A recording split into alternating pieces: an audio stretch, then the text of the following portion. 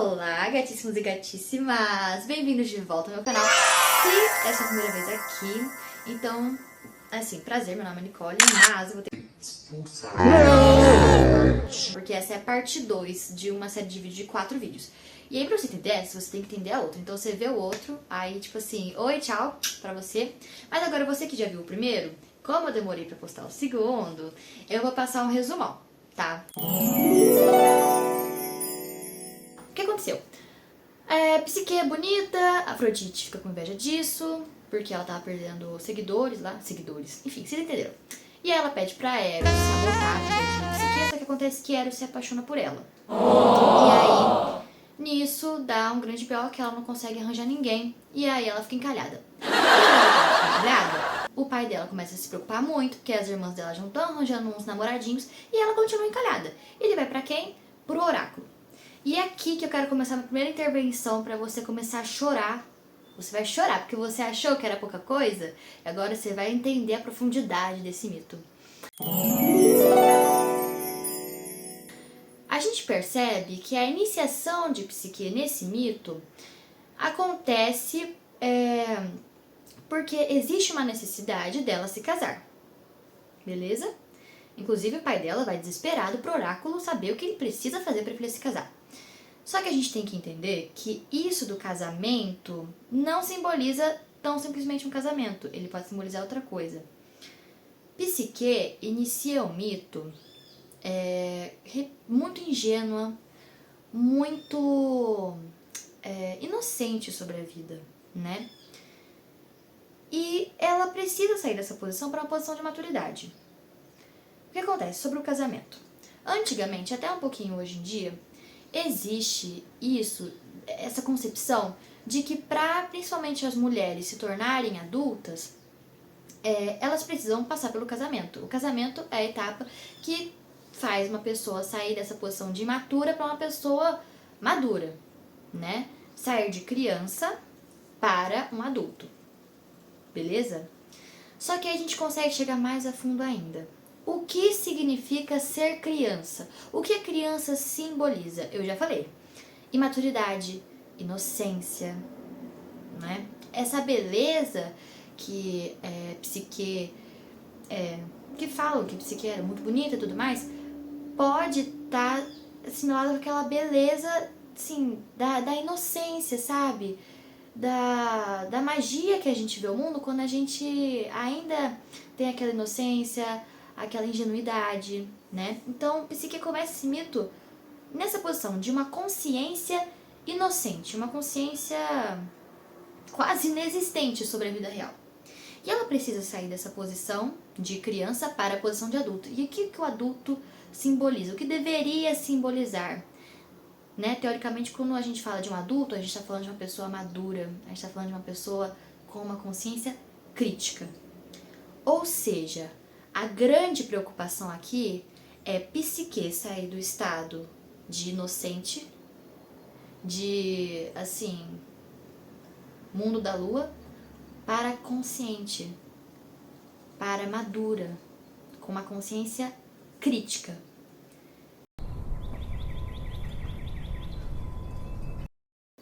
Pegou? Você pegou isso? Sentiu a facada no coração? E aí, quando o pai de Psique, o rei, chega no oráculo e ele fala assim: oráculo, minha filha tá encalhada, ela precisa casar. A gente pode interpretar: oráculo, minha filha precisa sair da posição de inocente. A alma, Psique, a alma precisa sair da posição de inocente para madura. O que a gente precisa fazer? E é aí que a gente parou no outro vídeo. O que a gente precisa fazer, oráculo? Conta pra gente. Primeiramente, o que é um oráculo? Né? Vamos começar por aí, né? Que a gente falou um monte de assuntos complicados, já comecei com essa lapada, nem expliquei o que é oráculo. O oráculo, de uma forma bem resumida, é o intermediário entre os deuses e os humanos. Então, quando você tem uma dúvida, assim, o que eu faço, não sei o que, você vai no oráculo. E é isso que o pai dela fez, foi no oráculo.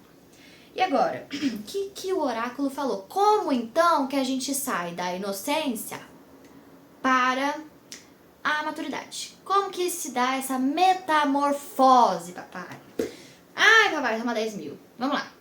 Abre aspas.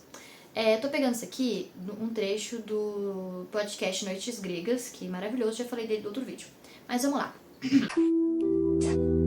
Sobre o rochedo, lá no alto do monte, vai, rei, e expõe tua filha, vestida a preceito para um casamento fúnebre.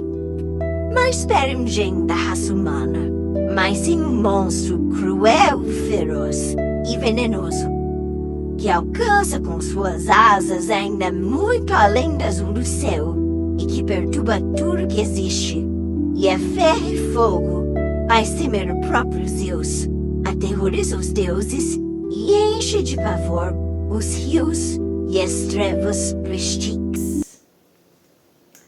Babadeiro. Então, nesse mito, né, de Eros e Psique, a forma com que Psique precisa para ela sair desse encalhamento, né, seria se encontrar com um monstro no rochedo. Ela vai no rochedo.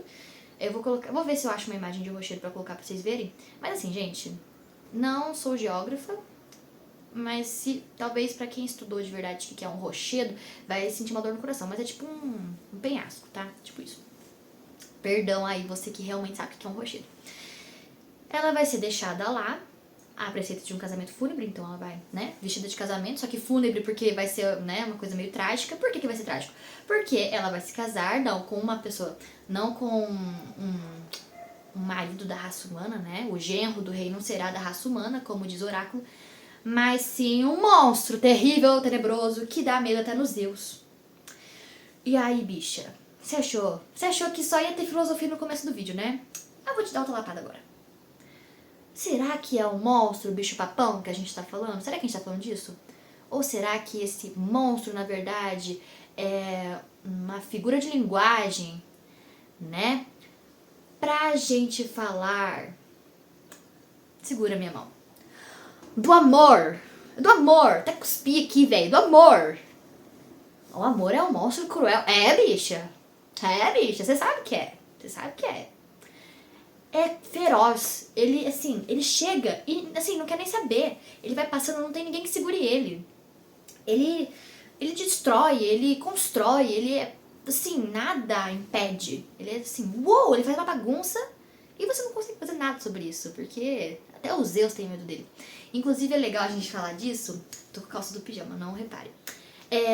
Que na mitologia greco-romana, né, Eros, o Cupido na linguagem romana. Blá. Ele era tido como super travesso, né? Inclusive ele era um bebezão, era uma criança travessa. Por quê? Porque ele saía com as flechas dele, fazia todo mundo se apaixonar, causava, né? Fazia o grande caos no Olimpo, na Terra.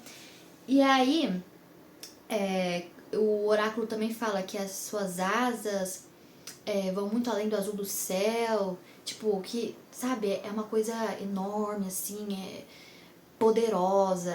Tá falando do amor. E quem que é o amor, gente, nesse mito? Quem que é? Fala pra mim. Eros, bicha. Agora, vamos voltar na filosofia do início, que vai ter mais. Psique, a alma, precisa sair da posição de imatura, precisa passar por essa metamorfose para chegar à posição de maturidade. Como ela vai fazer isso, oráculo? Conta pra gente. Por meio do encontro entre ela, né? Entre a alma e o amor.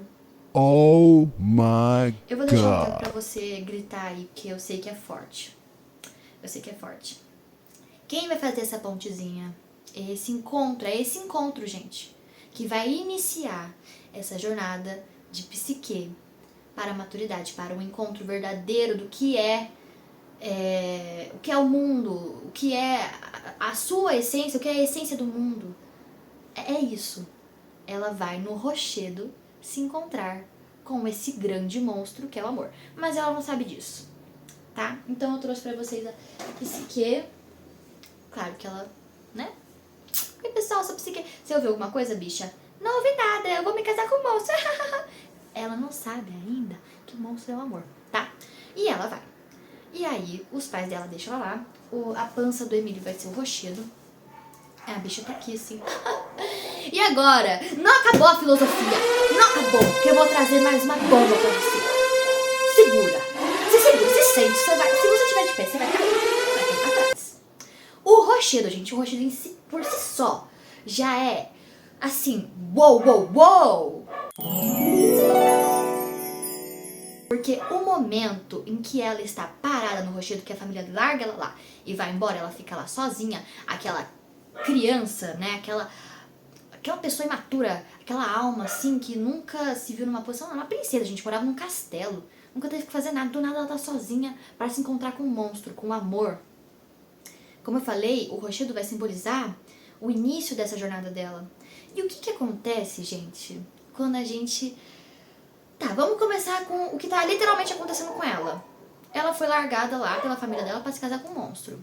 Como que ela está se sentindo? Apavorada. Ela tá simplesmente apavorada. Ela está... Nossa, tô quase matando ela aqui. Desculpa, psique. Ela tá apavoradíssima.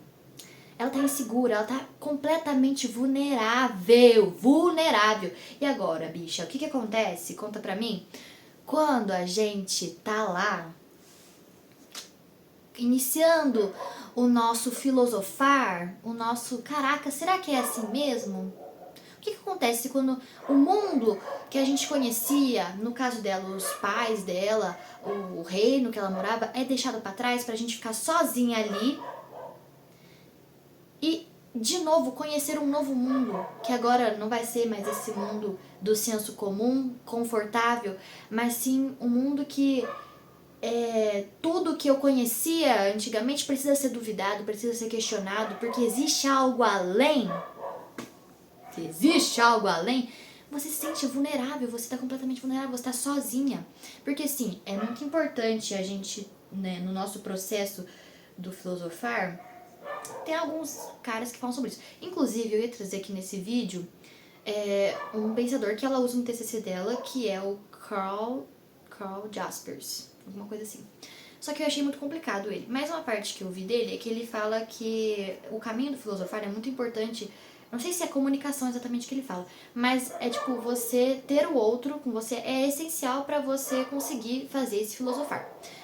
Sim, só que tem uma parte, quando você inicia o seu caminho de pensar de uma forma crítica, de maturidade, você se encontra sozinho, sabe? Pelo menos nessa primeira parte, você está sozinho, você presta a se deparar com esse monstro, você precisa deixar todo o senso comum e começa a duvidar de tudo.